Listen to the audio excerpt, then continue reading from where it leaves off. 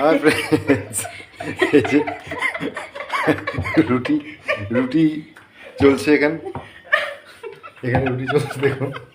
এই যে আমি এগুলো গোল্লা বানিয়েছি। আমার মা বলতো যে পরীক্ষা দেওয়ার আগে রসগোল্লা খাবি না, তাই এই রুটি বালনা থেকে আমার গোল্লা গোল্লা মনে পড়ে গেল। তো এক একটা ইন্ডিয়া পাকিস্তানের সাইজ, ওটাকে দিদি ঠিক মতো ইন্ডিয়ার করছে আর কি।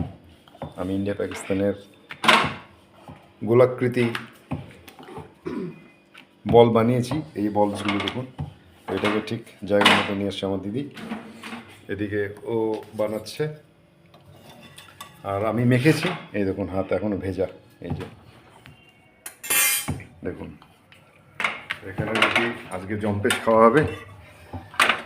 আর তোমার জম্পেশ এই রুটি যে কবে শেষ হবে কে কে ভগবান জানে। আমার অ্যাকচুয়ালি আমি আন্দাজ পাইনি, তো জল ঢেলে গেছি, এখানে এস্টিমেট ছিল 10 থেকে 15টা রুটি, এখন 40খানা রুটি। হ্যাঁ 30-40টা হয়ে যাবে। 30-40টা সব খাবো।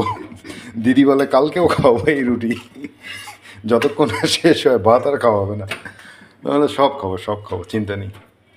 খানাওয়ালা আছে না তোর ভাই।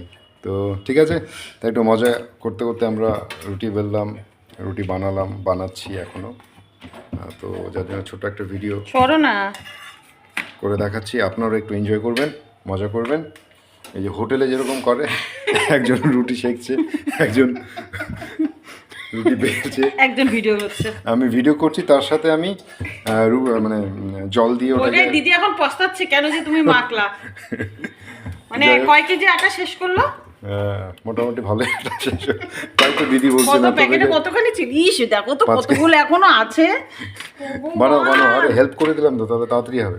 ট্রেনের টাইম হয়ে যাচ্ছে, ফটাফট করো। তো আরে দিদি এতগুলো করো না, আরে রেখে যাও। না রাখলে আবার কয়েকদিন ওটা রাখতে হবে। না থাক, আরে সব শেষ হবে। তো ঠিক আছে, ভিডিও থাকলে এই অবধি, আবার নেক্সট ব্লগ করবো। তারা রাতে বাই বাই। সকালে চা রুটি।